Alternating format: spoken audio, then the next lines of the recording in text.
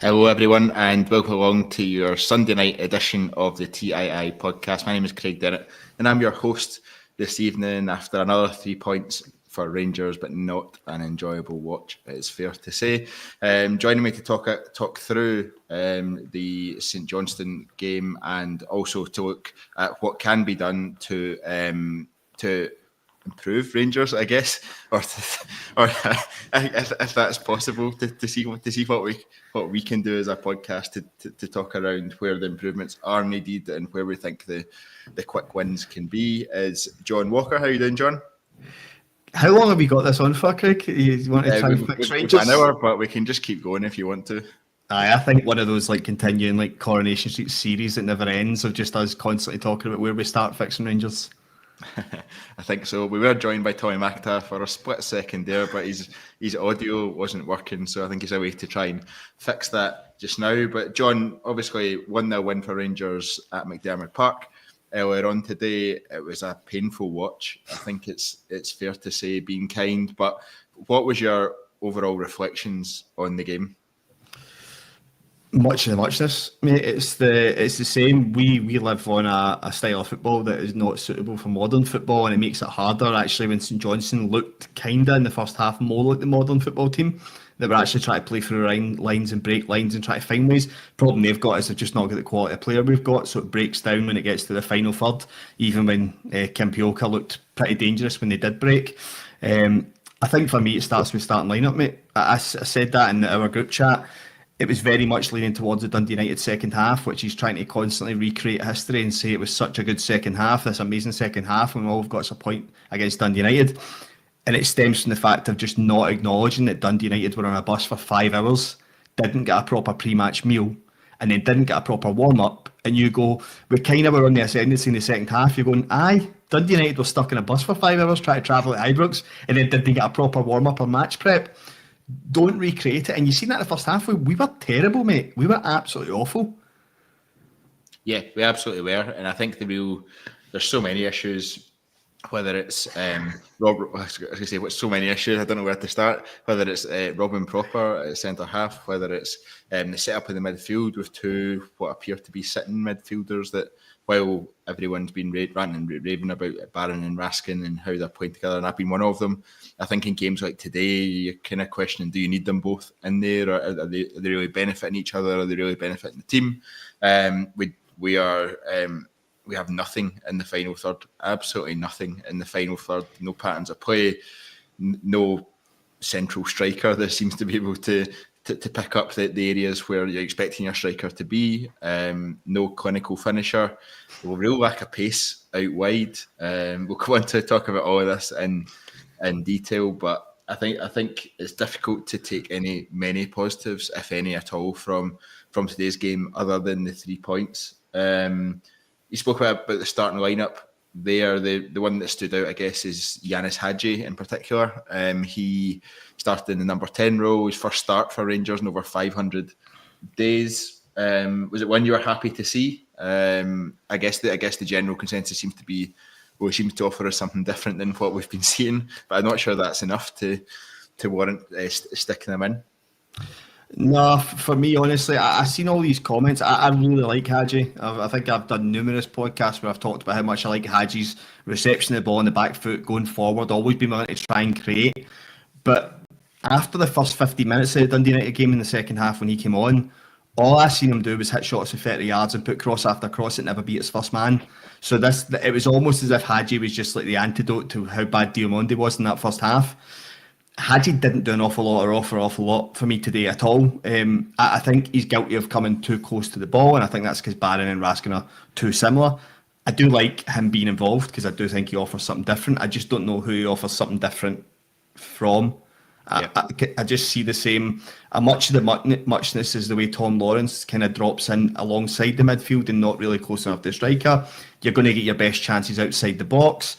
He's not really fast enough to be a winger, which we've consistently said. So is Bajrami better in there? Is he better out left?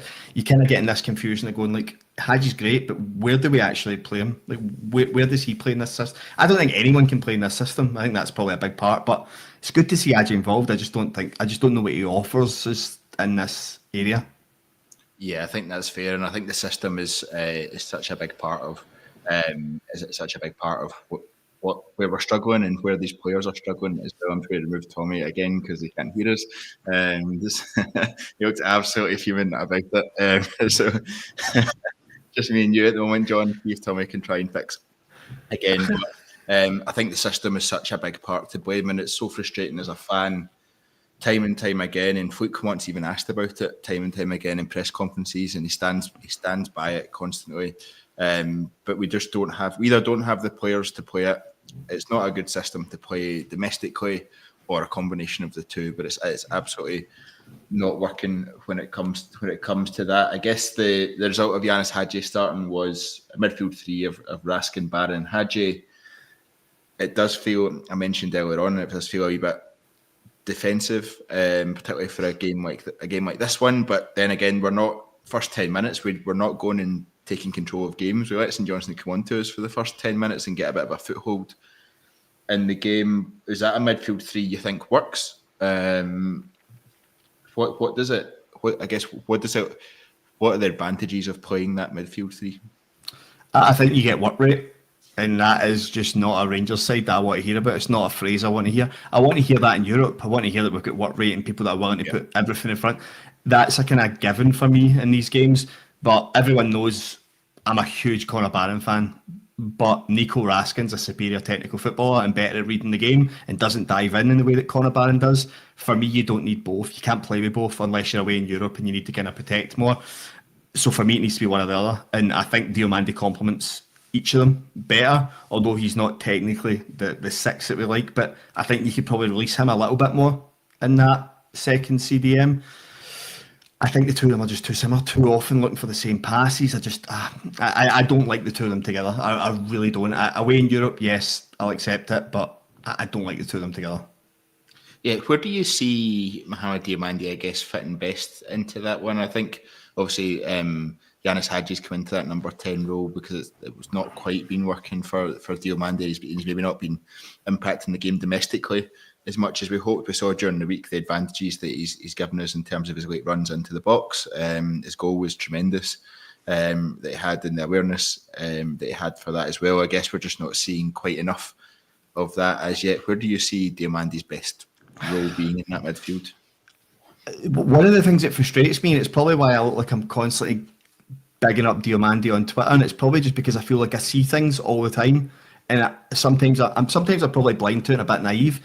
But if I look at the 4 goals that we scored against Nice, the Czerny goal that's deflected in, Diomande's closest to the goalkeeper when it goes in, so he's following up.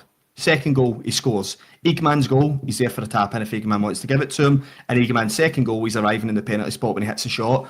Tom Lawrence is always outside the box. Hagi was always outside the box when these attacks are happening and you're getting close to the goal. So see, for somebody that's not a 10, he's got a very good natural instinct to be in the box when we're trying to break and get onto teams. So for me, I'm like, if you want somebody to be in there for scraps, because that seems to be the way we play, Diomande's the best player to do that in the 10 for me. I don't like him in there, but I think he's the best one available just now, and I think he offers you the biggest goal threat, like he did on Thursday. I understand the Dundee United lineup, and if he thinks it's positive, that's what he wants to go with. But Diomande was brilliant on Thursday, so not to start him was insane. It was just absolute insanity to me. In the 8 in a 4-3-3, you're going to get Diomande the things I talk about, but I still see the same patterns. He's on for 13 minutes. In the 81st minute, Hagi get the ball on the left, and Diomande's done that underlap and run that I keep highlighting to people that he continually does. Nobody gives him the ball. Nobody. It's a simple pass in, and with 2 people in at the back post, if he's driving that in. This is where I'm constantly trying to go on at people. See, if you watch the running that Diomande's doing when he's not getting the ball, you're maybe going to get a glimpse as to why he's always bloody knackered and not showing for it all the time. It's just a pure doggy run up and down the pitch trying to make space and not to see the ball. In this system, I would have him as one of the 6s if you're not going to play him in the 10. I think he needs to be in the team though, and needs to continually be in the team, and you need to just work at it. Biggest thing, Craig, you had the nail on the head for me, is the coaching's so poor. You can see that because nobody's improving in this team. Nobody's like jumping up a new level. You can even see that with Conor Barron with the excellent start he's had. He's probably hit his level now. He needs another coach. He needs a coach to actually work with him and push him forward. I just feel like it's all these players that are all over the place, and Diomande is he's just driving force of this. I don't think anyone really knows where he fits in this system that we're playing. For me, if he has to play in this system, in the SPL it's 6, in Europe it's 10, in Old Firm final it's 10 as well. Yeah, but really interesting as we go towards that. A couple of comments coming in before I welcome Tommy along to the podcast. Hopefully, he can hear me. RFC, I can hear you. Hopefully, you can hear me. That's yes, I can hear you as well. This is a very late run into the box. RFC 72 says, when a new manager comes in, plays a 3 in midfield and takes the shackles off Diomande, we'll see a better version of him. Luke Gibson 97 says, Clement hasn't a solution to get the best out of Diomande. Tommy, we were just talking about the midfield 3 today that started, of Raskin, Barron and Hagi. What did you make of that, and do you think it's, I guess, important that we find a solution to Mohamed Diomande getting into the starting lineup domestically? Yeah, we do, and John and yourself have been discussing that at some length there. I mean, you cut it various different ways if you want. I think Hagi made an impact as well today. You've got that question mark over Tom Lawrence. You've got Raskin and Barron that do a lot of the spoiling work as well, and a lot of the engine room stuff. It's not glamorous, but it's really important. We've been overrunning there in the last kind of couple of seasons, last period. But Diomande is a talent. I agree we're not getting the best out of him. And we do ask questions about the coaching and environment in there as well. But you do want your best players on the pitch, and I think he's a very good player. Not being used massively correctly, but also maybe not helped himself with some of his performances as well. I mean, it doesn't matter where you play in the pitch, a 5-yard pass is a 5-yard pass. Don't get them all wrong sometimes, to be honest with you. But he's also an asset. He was bought for relatively big money because we saw a developable opportunity there to then say, right, he's going to perform, as John was touching on, he's going to perform in Europe as well. He's going to perform domestically, and then you're going to do what every club should do, which is sell him at a big fat profit. So, yeah, we do need to solve that equation. The problem we have is Philippe Clement doesn't seem to hasn't landed on what he wants. I pulled myself back there a wee bit. Hasn't landed on what he wants with regards to that kind of midfield to forward line and how that dynamic actually works. And again, touching on what yourself and John were talking about, who's the runner or runners that get beyond, who breaks up that play, especially when you're just playing with one as Dessers and you've got 2 wide men, you want somebody breaking through. And he's not going to get that from Lawrence. He can get it from Hagi to a point, but you're then looking at guys like Diomande to be able to break through as well. And at some point, you're looking at, given all the contractual stuff as well, Janis Hagi probably isn't the long-term answer. Mohamed Diomande looks like a more long-term answer for us, and so that's why we need to start to get the best out of him. Yeah, I think so. You mentioned Cyril Dessers being the sole striker there that's tended to be this season. Today it wasn't. It was Hamza Gaman. He, off the back of a really positive performance away in France during the week, Hamza Gaman, I guess he's shown more promise in Europe than he has domestically so far in the limited time that we've seen him. So today was a real opportunity for him. John, what did you make of his performance, especially coming off the back of, I guess, 70 minutes, probably is what his longest performance for Rangers the other night? Yeah, it's maybe one I wouldn't have done. I maybe would have liked to have seen Danilo given a shot, because I just think with the confidence potentially gained from Thursday, the last thing he needed was a kind of turgid trip to St Johnstone just now. I think it kind of showed that. I think some of his link-up was okay, little bits of flashes, but then there was other times where I thought his touch was really poor, positioning was really poor. On the break, we kind of get caught a couple of times. There was a simple ball through to Bizrami that he fluffed a little bit, but we did kind of know that although £2 million sounds a lot of money, and it is, we knew he was a project player and he's really developed.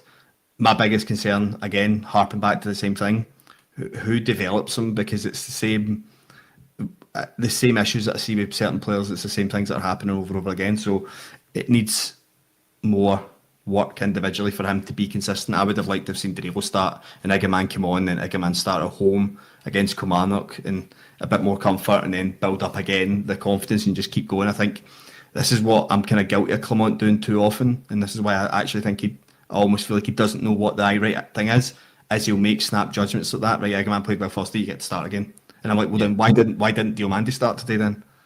What, like this? There's no way Igaman was in his plans to start today when he started first day, because he was so good he felt he probably had to.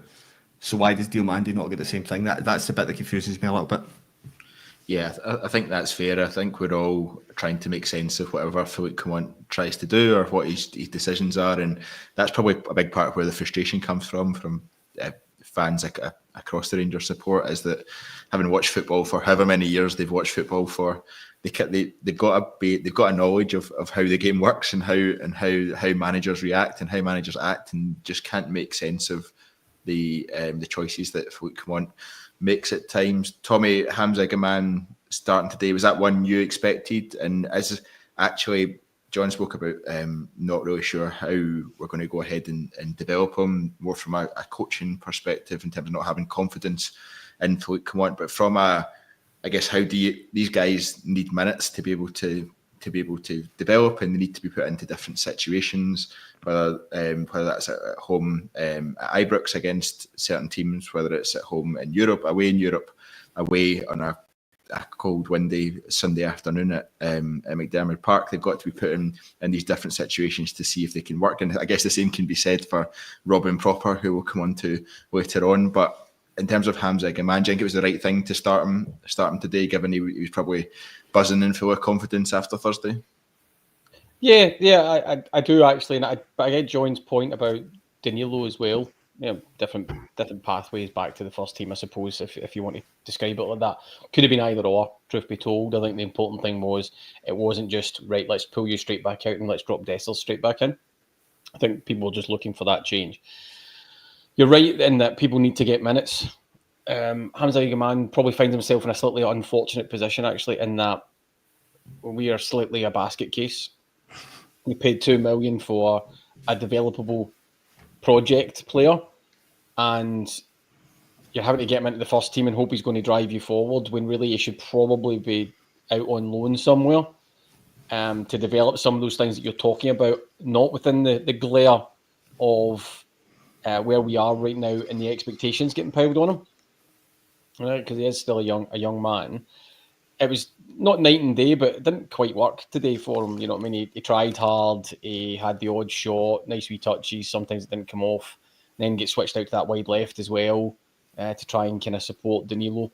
It was a so-so performance. I mean, if he wasn't Hamza Gaman and get a lot of resting on his shoulders coming off the back of midweek, you would say, oh, it was fairly poor. But again, he is learning his trade, and so you do need to do that. The same comment to a slightly different degree applies to Danilo, who's coming back off the long injury layoff, but needs to get those minutes as well and needs to be able to start them. And then ultimately, you've got three strikers, if you like, fighting for what seems to be that one place that Philippe Clement likes. And then does that free up the ability for any man to go out on loan if you're bringing somebody else in who's more established? But the argument there would be, why bring in somebody on a loan when you've got somebody in the door and if you're going to give them first team minutes? But yeah, I genuinely don't think, I know you say we've got three strikers, I genuinely don't think we can go past, we're going to say the 1st of January with those three strikers as there are only three strikers. I think we desperately need to freshen that up and bring in. I don't disagree with you.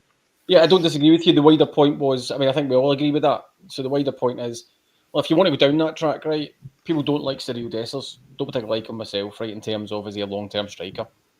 But he does get some numbers. We can argue all day long, quite rightly, about he bangs in his numbers against lower opposition and it pads out the stats and he misses the big chances, right? Get that, right? See midweek for yet another glaring addition to his reel, right? Igaman, hit and miss young boy. Danilo coming back from a long injury layoff, hit and miss, wasn't always the best finisher, full stop. And so if you want to transform that, though, in terms of who's consistently hitting numbers, it's Cyril Dessers. So you're going to sell your number 9.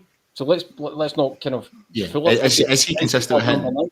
Is he consistent with hitting numbers, though, because he's playing every single game? Is that why he's hitting numbers rather than if he was...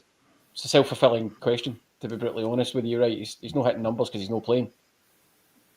Yeah, but if he had... I don't mean to sound overly glib there, but come on. Yeah, but if he has fewer chances, does he still hit the same numbers as if? Yeah, I'm in danger of you kicking me off the podcast again, right? So I'll stop there. But no, I totally get your point. I do totally get your point that he's getting that consistent run. But that comes back to what Philippe Clement is maybe trying to do here, which is, right, I'll get Danilo up to be able to give me 90 minutes.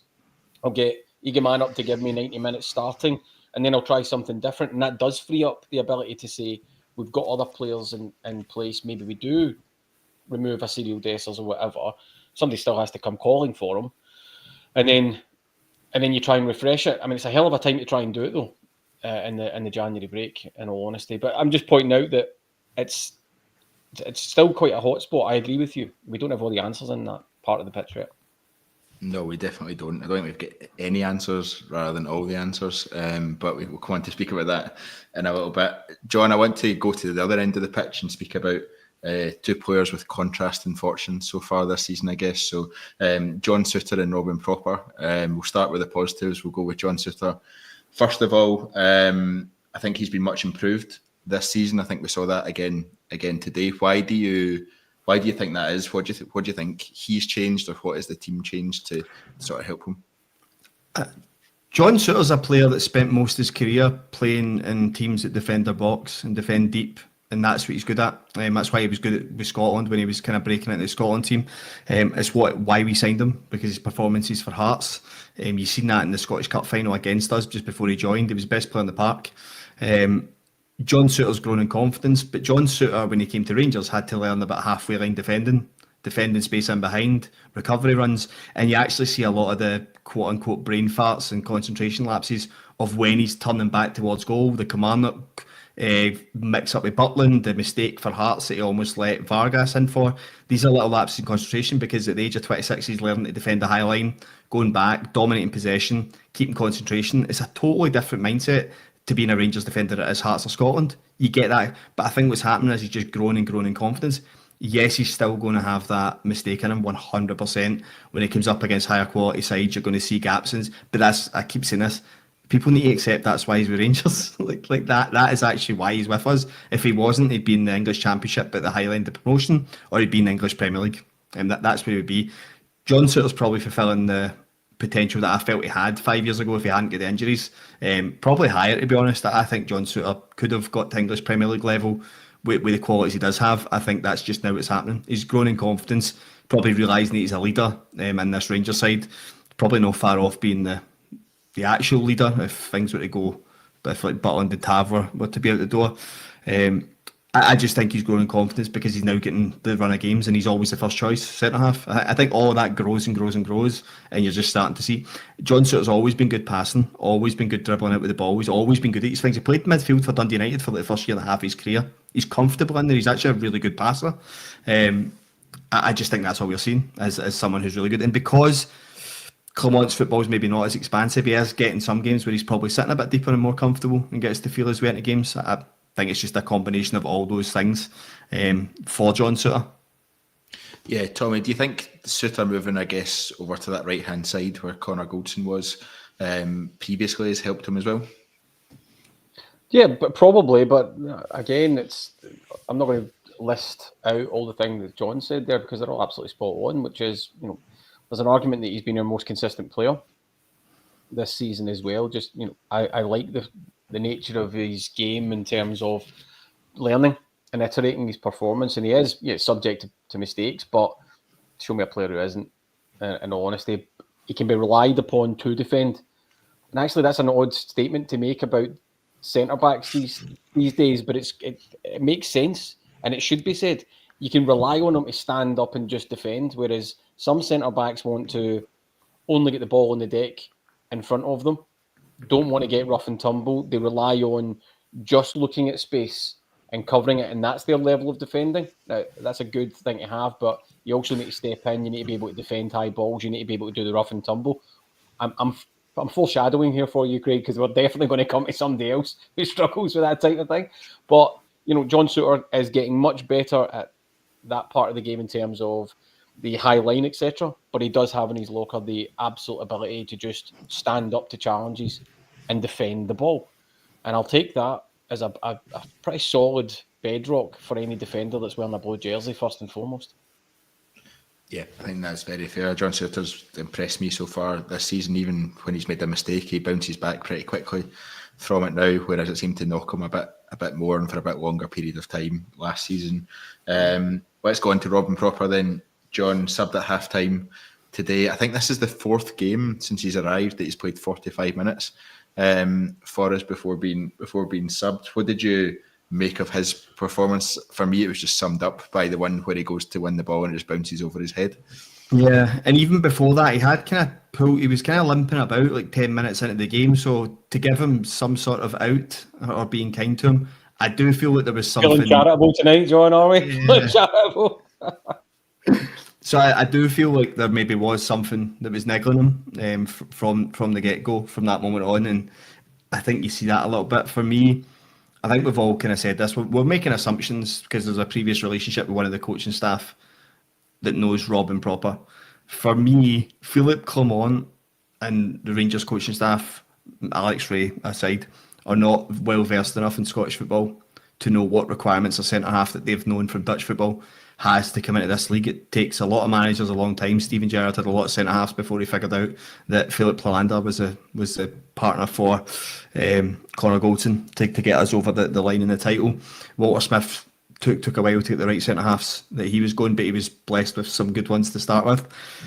It's really difficult. You can look at Robin proper and be like, he's good in the ball, he's quite good at leading a high line, he's quite good at picking up the second transition. But then you go, but is he experienced Scottish football? It's one. There's Scottish football is kind of still stuck in the dark ages. I feel that, and I'll fight that corner all the time. But that comes with a lot of surprises, as I do not think even a big 6'4" centre half understands how physically demanding this league's going to be. And if you're not at it, you're going to get people like Kim Pioka who maybe are not as technically gifted as the strikers you've been up against in Holland or you're going to face in Europa Rangers. But my God, there's no substitute for that guy's pace and that guy's strength. So he just starts to look like he's just out of place. And unfortunately for him, every team in Scotland has players like that. And he's just getting found out. And I don't even think his use of the ball's been great for what was a passing centre half that we were bringing in. Yeah, I think he shows flashes on the ball of him being really good. There's some of his switches of play at times I think are great, but some of his shorter passing. We were in the gantry the other week. Yeah, Dundee United last week. Yeah, there's a couple of decent things into the corners, but I get it. Flashes, not consistent. I get it. No, not consistent at all. But I thought his comments during the week were interesting as well about underestimating the league and what it was like, and not really having that understanding when he came in. Again, you've got to question recruitment and how much they've spoken to him about it, and his agent as well, probably around how much sort of education he's given them in the league. But Tommy, what did you make of those comments and the fact that he said he probably needs some more time to adapt because he's struggling a bit with the Scottish game? Yeah, they're questioning everybody involved in transfers.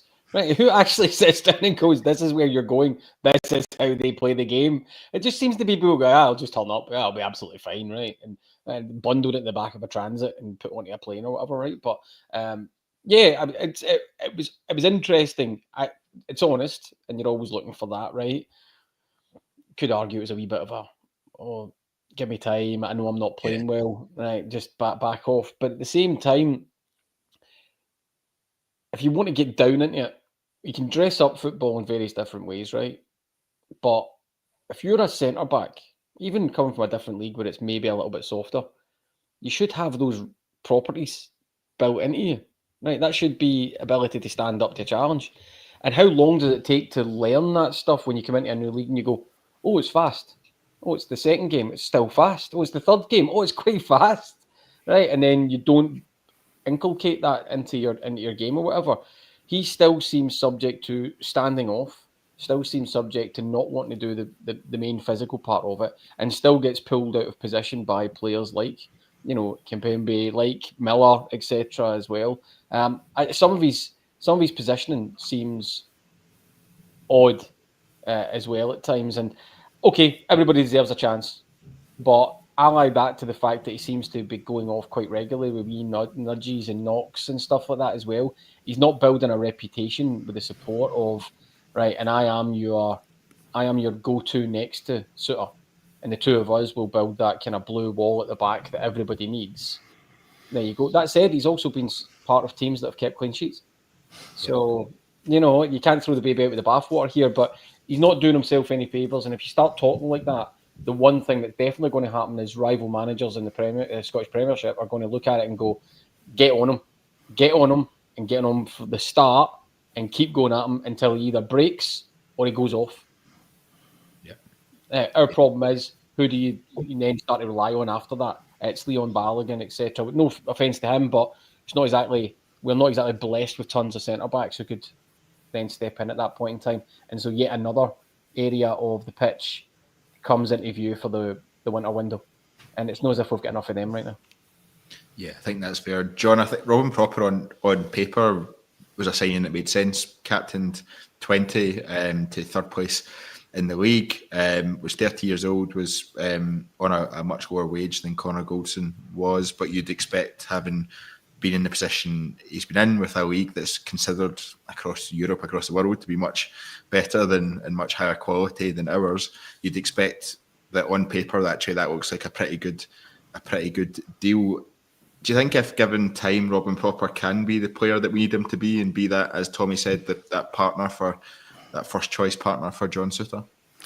I don't know. I do see wee glimpses of his passing range. I think the diags that you've called out is definitely something that he has. I think sometimes he leans back too much and they go higher and they go longer. It's like watching Alan McGregor take a goal kick. But I do think that there are qualities in there. I think the biggest problem he's got is we're obsessed with one of the centre mids coming in between the three centre halves or going to the left centre half. That takes one option out to break a line. Then you're going, right, who does he pass to? Does he just keep going sideways? Fullbacks that keep coming back to him? Does it keep going back the way? One of the things that was crying out for me, it's obvious, and probably from his comments midweek, is people, when we signed him from Holland, they said he was a bit like of a shithouse of the centre half. Was it he was always arguing with strikers, he was always in strikers' faces arguing with people. But I think that comes from confidence of like the team performing well in the Dutch league, winning games. He probably feels he's got his right level. Whereas Rangers, it's been stop, start. Fans are on his back. Let's not pretend that footballers don't go on Twitter and don't read their Instagram comments and don't look at stuff. They all know what people are saying about them. So his comments with his confidence being shot, he's maybe not getting argumentative, getting the faces of centre forwards as much as he maybe would be if he was confident. It's like the Haaland thing 6 weeks ago, telling Arteta to be humble. And now look at him, he's scored 1 goal in 9 games. I don't see Haaland doing anything after games. And you've got somebody like Haaland who looks a little bit shot shy and a little bit lack of confidence. Robin Proper's, and let's be clear, not comparing Robin Proper with Erling Haaland. But Ibrox is a horrible place to play football if you're not doing well. Like, if there's one thing, myself included, by the way, if there's one thing I could change about our fan base, it would be how we kind of treat players during the 90 minutes. By all means, see at the end of the games, boo them if it's been terrible. Even at halftime in the Motherwell game, see when the game stopped, get on top of the players. But I do think, like, I seen it with Diomande last week against United, there wasn't even a misplaced pass, actually. It was a pass that went behind somebody that still got it, and you could hear the groans across the whole stadium. And you are kind of going, like, when players are trying to find their way in this team, is it conducive of, like, people settling in? Probably not. I don't know if I'd change it though. I love it. It was the most demanding fan base in the world. I think part of the problem with that though is that a lot of fans have grown up with certain standards. They've seen players of a certain level, and gradually, as the Scottish game has dropped lower and lower in terms of its standing in European football, in terms of its standing alongside other leagues, and standing financially, we've dropped. The level of player that we can attract, the level of player that we can bring to the country to play or bring to our teams has dropped quite significantly. And therefore, actually, the level of player that can put up with that level of criticism or that level of I don't know what you would describe it, upset maybe.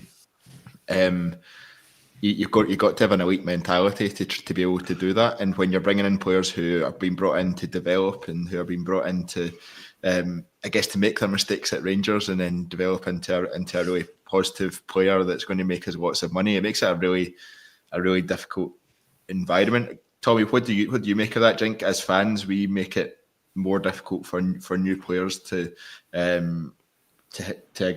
guess find their way in the Scottish game with us if they don't hit the ground running? Try to remember if it was me that was booing that pass, to be honest with you. I'm pretty sure it might have been. Right, but no, listen, we all know we are difficult to play in front of. I don't think that's new. I don't think that's net new news to anybody here. And when things aren't going well, we are vociferous with it. It must be an absolutely pressurised environment to play Ibrox when things are not going well, right? In the game, but probably even wider when it's not going well at a league table perspective as well, because it all feeds in. There's just a growing noise around about the club. Things aren't looking great. We don't feel that we've got stability. And he's just pinged that right past him. Boo! So essentially, it's his fault there's not a CEO. Or there wasn't a CEO. It's his fault we're not sitting top. Right? But yeah, it's very, very difficult. And yeah, I probably it would be better if there was a more collegiate environment. But again, when it's good, there isn't anywhere else like it. You know what I mean? And that's the side of the coin. So sometimes you're looking for the players to bring you with that. Sometimes you're looking for the fan base to do it. It's a conjoined thing. But yeah, I probably agree that we are quick to get on players. To your point about hitting the ground running, I think I said on the pod a couple of weeks back, one of those nights where I actually joined right from the start instead of just taking my time to bed in like halfway through, right? Which was that I don't remember too many foreign players in the recent period that have come in and hit the ground running for us. All right. Now, you got your guys like Connor Barron who've come in and grabbed their jersey and all that, but again, they know the Scottish game. It would be nice if we just got somebody who just hit the ground running and was really good. You know, a foreign striker that came in and just started banging them in from the start would be lovely, or playing well, because, and some of that's to do with, and the reason I say that is some of it's to do with some of the things we've referenced here. Is it the coaching that doesn't quite match up to getting players ready? Is it the fact there's not deep analysis, or there hasn't been, that players then rock up and say, this league is brand new to me. I did not realise that people actually challenge. Right? I thought I was going to get 5 minutes on the ball to, you know, kind of decide where I was going to ping it. All these things, whereas you look across at other players, other teams, and you think they get it really right quickly. Whereas we seem to be all about bedding players in, getting them up to speed, getting all that stuff. And you think, oh, just play. Just help me get behind you here. None of which I think was naturally your question, right? But I needed to get all that off my chest. That's fine. I'll ask a question, but just answer the question you thought you want me to ask. Or I've made a living out of that, by the way. I've made a living out of that. Say whatever I'm going to say, and then roughly tie it to your question and hope the next guest repairs the damage that I've made.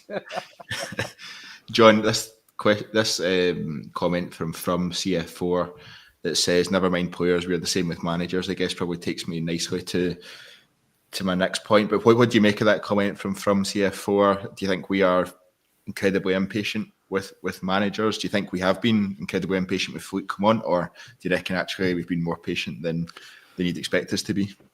Not with Clement. I don't think we've been impatient with Clement. I think I've seen everything I needed to see with Clement. I know what type of manager he is. I watched Club Brugge's games because I do the Scots Abroad podcast for folk who think I'm talking shit. So I had watched a lot of his team when Jack Henry won the league there.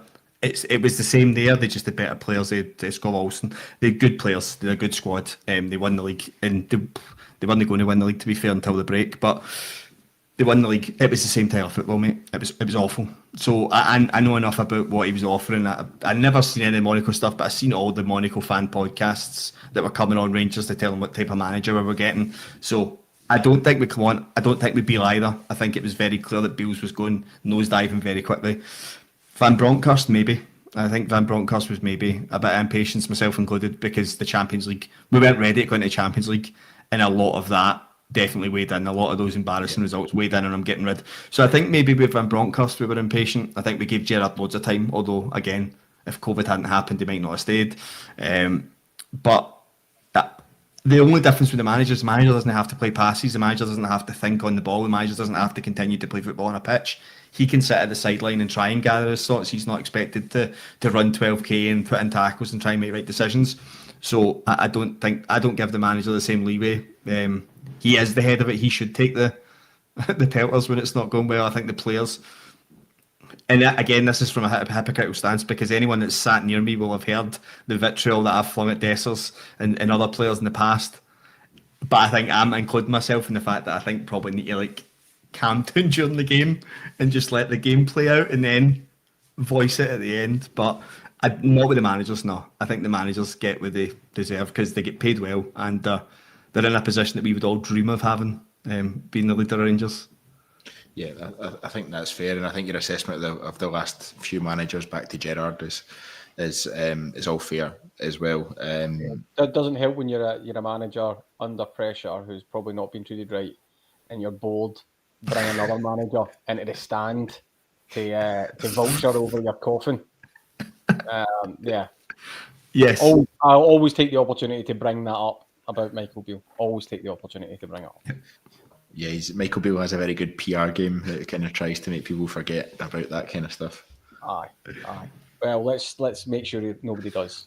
In the stand, sitting there, whilst a manager in a Rangers tie and brown brogues was under pressure.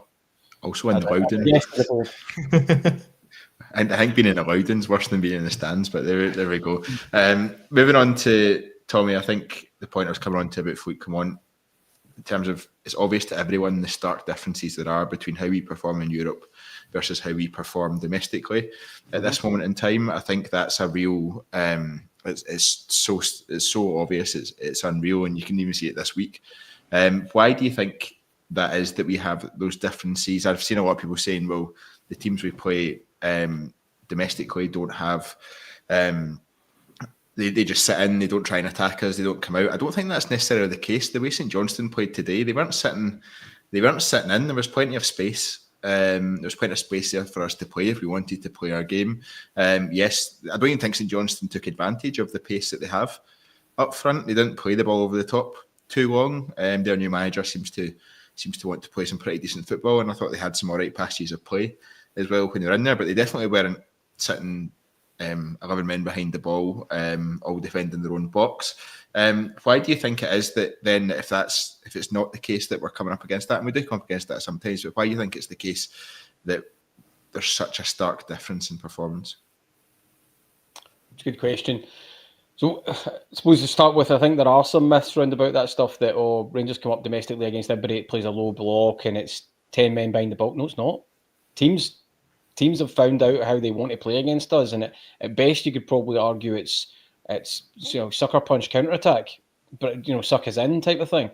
But they certainly don't sit there and go, right, we can't attack Rangers, we can't cut them open, because they know they can, and they do create chances. I'm with you in that St Johnstone didn't play all their strengths today. They actually got into some pretty decent positions and final ball decision making in the final third. Cost them a wee bit. If their manager in his quieter moments might have been saying, listen, if we could have just got one, might have been able to do something slightly different there. And that comes back to the strength of the mentality and the way that we play. So if teams do get one ahead of us, we do start to slightly panic. We default. We saw that against Dundee United at Ibrox a little bit. We do keep pushing and we get a reaction, but we are fits and starts at the moment. We don't dominate 90 minutes or anything like that. I don't think we're a good enough team to dominate 90 minutes, to be brutally honest with you. We also don't have that level of quality that's miles and miles ahead of other teams that we used to, and we don't have a sense of confidence that you see right from the first whistle to say, actually, welcome to Ibrox, or we're turning up to McDermott Park, enjoy the show, you're going to get absolutely thumped.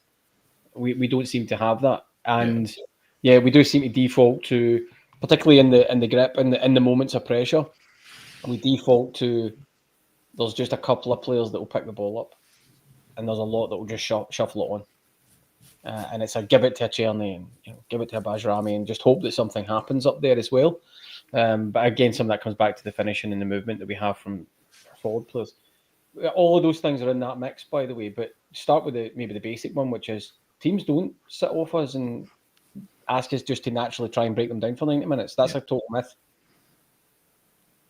Yeah, absolutely. I think they have done in previous seasons, but this season that is absolutely not happening. It's quite interesting actually when you watch a Rangers team that's doing well, teams do sit back and they do, but as soon as they smell blood, they're more than happy to come out against us, and they're more than happy to try and play their own game.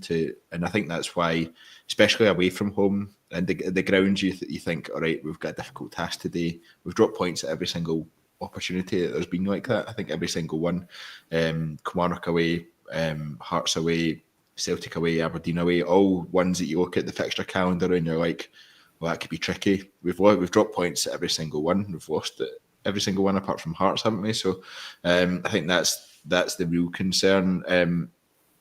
John Michael White says here, and it leads me into my next question, any manager worth their salt would try different formations to break the opposition's style of play. Another thing that people have been continuously pulling out is the fact that in domestic games we don't press opposition teams at all. We don't press them high, we don't press them at any pace or with any urgency. First 10 minutes today, I mentioned it earlier, we kind of sat off St Johnstone and said, yeah, you have the ball for a wee bit and see what you can do.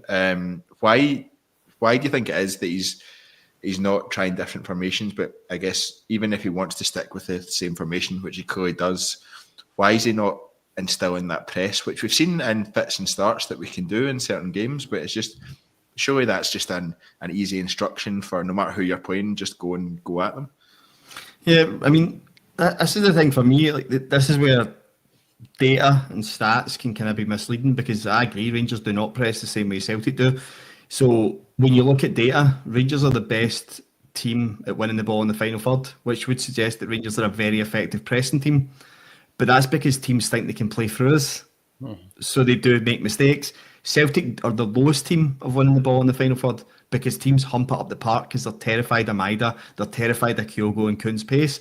So you can look at data and go, Rangers, because let's face it, I think we're about a week away from Philippe Clement telling us that. If somebody asks him why Rangers don't press, he'd be like, we're actually the best pressers in the league winning the ball in the final third. So there is that. The system thing, he's just setting his way. He thinks the 4-2-3-1. I don't necessarily agree that managers need to change the system. I don't think that's true. I think the problem we have is ours isn't working, and it's very clear that it's not working. My biggest issue is when you look across the city, because let's face it, Brendan Rodgers and Ange Postecoglou have never changed the formation at Celtic, and it's been successful. They play against actual low blocks, and see what you mentioned about the smelling blood. We've seen it in the season we won the league with Neil Lennon. The minute Celtic gave an inch to opposition, everyone were going for them. Ross County, St Johnstone, Hearts, Hibs, everyone went, we can take something for them. The problem is we're seeing it more seasons with Rangers kind of faltering, and teams are going, we're going to go for them. Teams want nothing more than to go after one of the old firm and know that they can go and get something to make it uncomfortable. Problem is we're just seeing it more often, and teams are doing it more often to us. One of the things, so they're going to lose a lot of followers here. I went to the Celtic convention when Postecoglou was there, right? And they showed us what they did for Matt O'Reilly coming in the door in January. They had a full video presentation on Matt O'Reilly at MK Dons, and had a full presentation on Celtic's midfielders as eights, and showed him exactly what he was meant to do when he came into Celtic's team. And showed him clips from MK Dons and went, see, when you're doing this is what we expect you to do at Celtic. Here's it being done at Celtic. Rangers have nothing.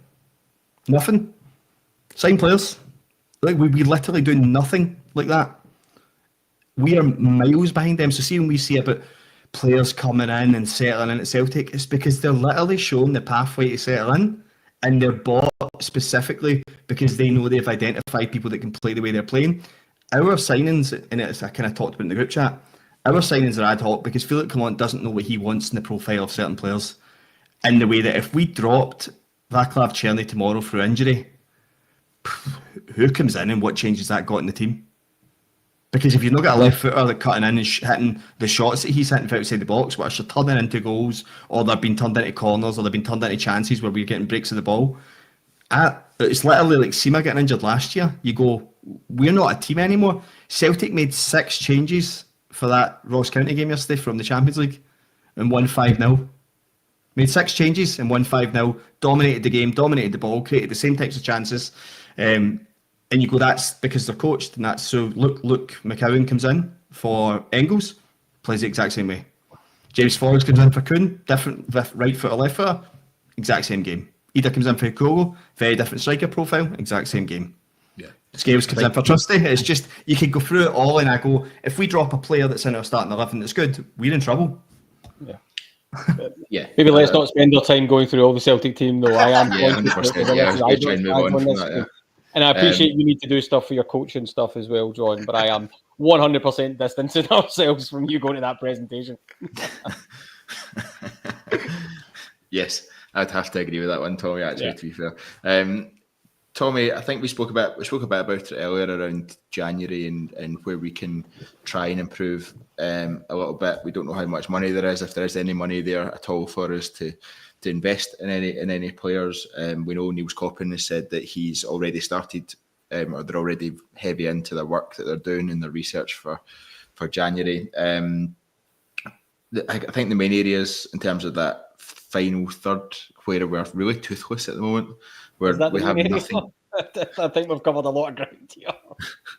Where we've got nothing really there, and a lot of people have said, "Oh, Philippe Clement's system, he needs pace out wide." And John's just mentioned if Wales Tierney, then where are we? Because he's the only one that has even an inkling of pace in that final third. Do you think?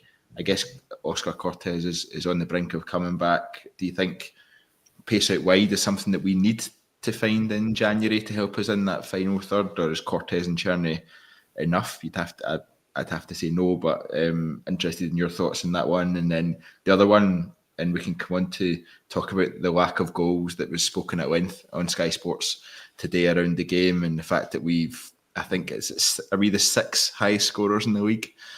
5th highest scorers in the league at this stage of the season, which is absolutely unheard of.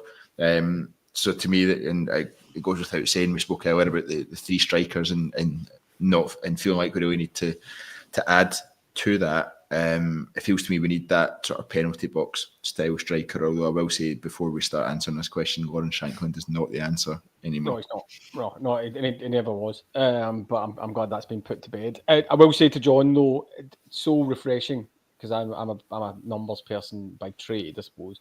So nice to hear somebody who understands the difference between causation and correlation when it comes to the stats. It's really refreshing to actually hear that.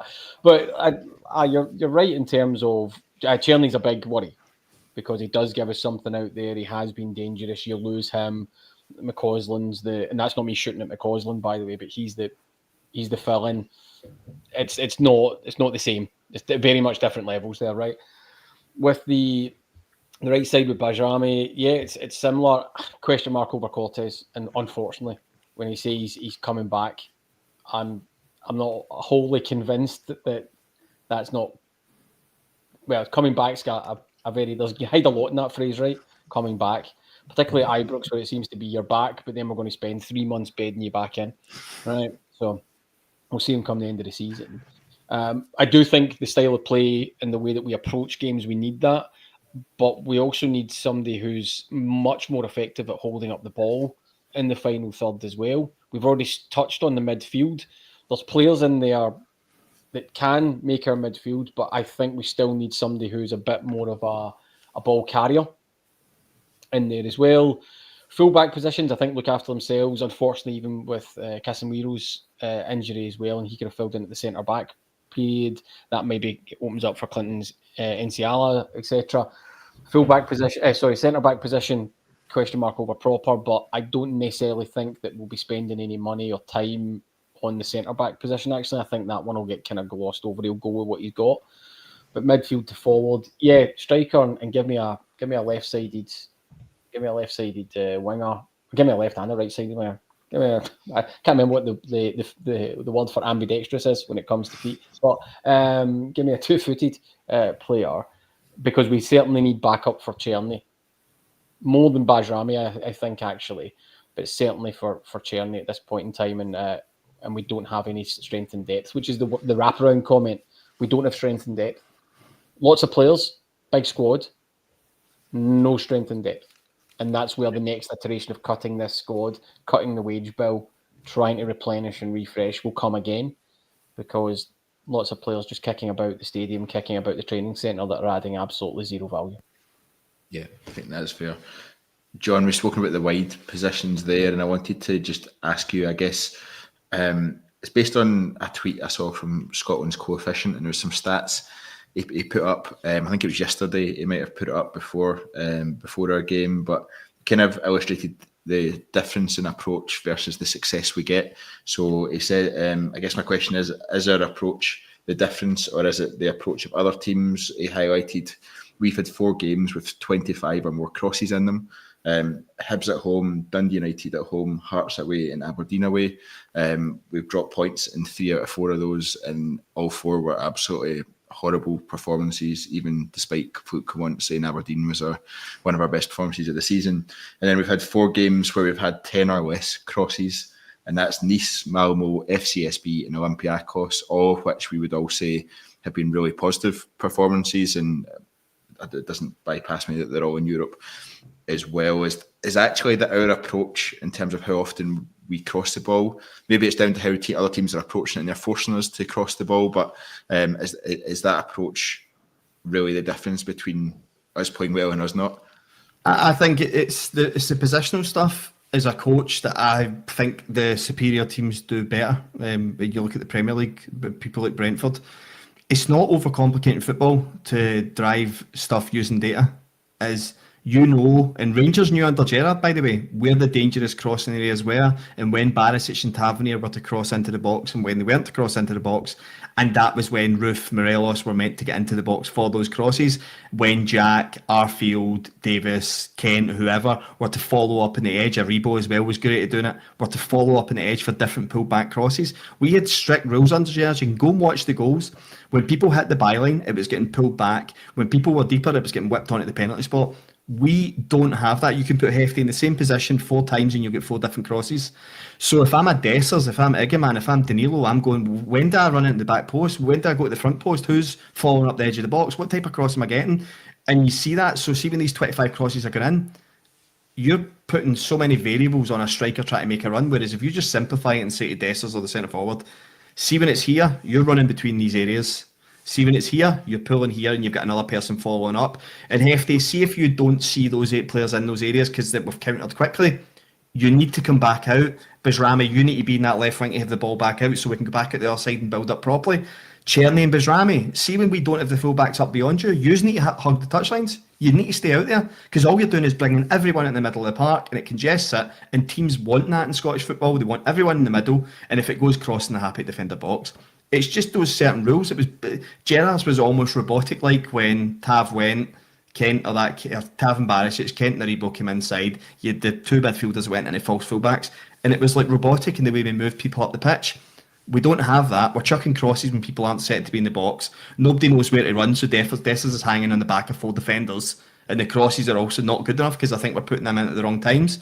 So that's why you put 25 crosses in and you don't create anything worth a salt, and it's why your best chances are coming from shots from outside the box when Cherny is pulling one out the hat or it's breaking or it's deflecting in, and that's kind of what it's fallen down to. We don't have like a creative way of playing football. When you can put crosses into the box, you can be a team that get wide and cross it, but you need to be doing it in a quality area and you need to tell your players exactly what we're doing. We do not do any of that.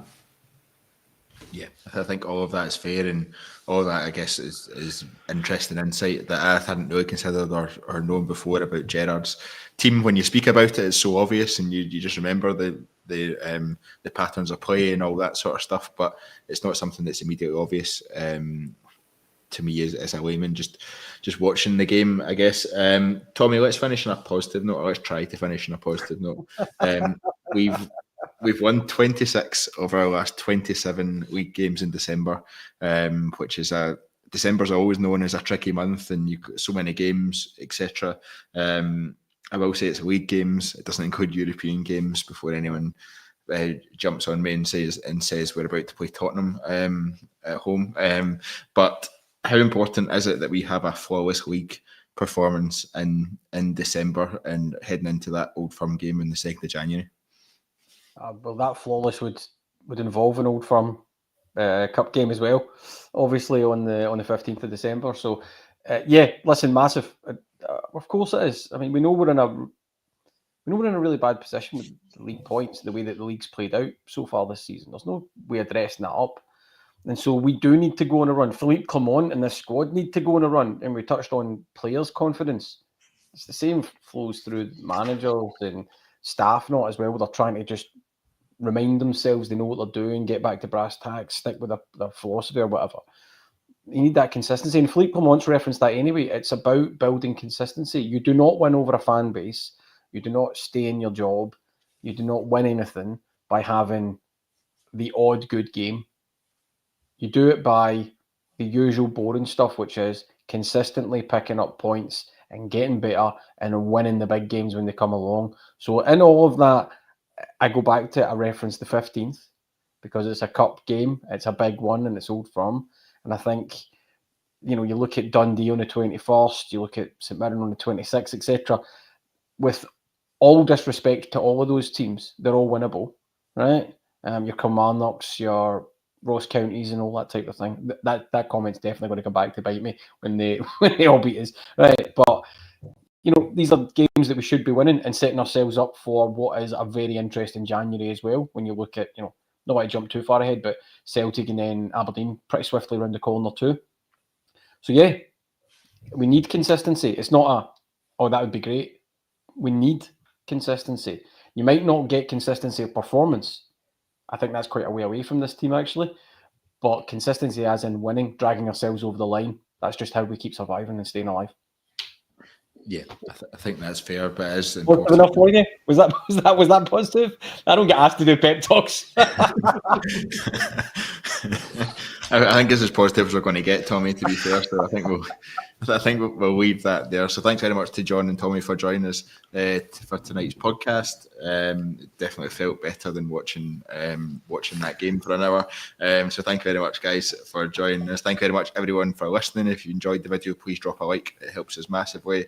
Also, remember to subscribe to the TII YouTube channel, wherever you get your podcasts, whether it's Spotify, Apple Music, or anywhere else. Make sure you don't miss out on any of our content coming up. As I said, there's loads of games for Rangers in December. There'll be loads of talking points as we make our way through it as well. So make sure you don't miss out on any of that. Thank you very much, everyone, for joining us. Until next time.